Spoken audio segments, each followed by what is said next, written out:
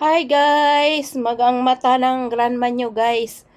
Sa puyat ko yata kagabi kasi nagrekat ako ng aking basahan para may benta si grandpa para sa linggo. Guys, yung pinagrekatan ko kagabi, syempre nagsasalansa na naman ako ngayon ng basahan. And then, ayan, ito na yung aking nagawa. Yung iba kasi guys, pag nagbabasahan, meron silang pattern. Kami kasi wala pa kami ngayong kasi wala pong gagawa. Ito yung mga ginagawa ko. Ayan, siniseparate ko po yung tela niya.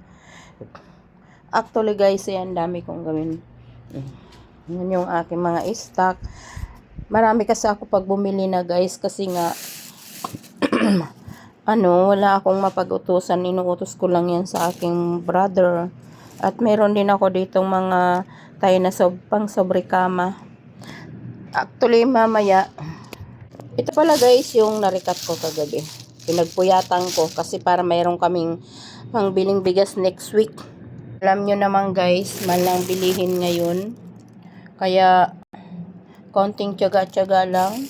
Kahit ganyan yan, ay makakaipon din. Mamaya kasi guys, nagmamadila ako kaya maaga ako ngayon nagsalansan ng basahan para makapagtahi ako, makasya ko yung pangpaninda ni Grandpa sa linggo. Kasi, mayroong nagpapatay sa akin na isang sobre kama, 4 na ponda.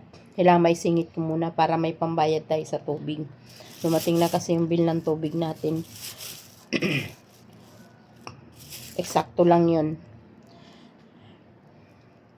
So guys, thank you. Maraming salamat sa lahat na nagsusupport kay Grandma. Sana naman paki-subscribe and paki-like naman din po ang ating YP. Thank you po.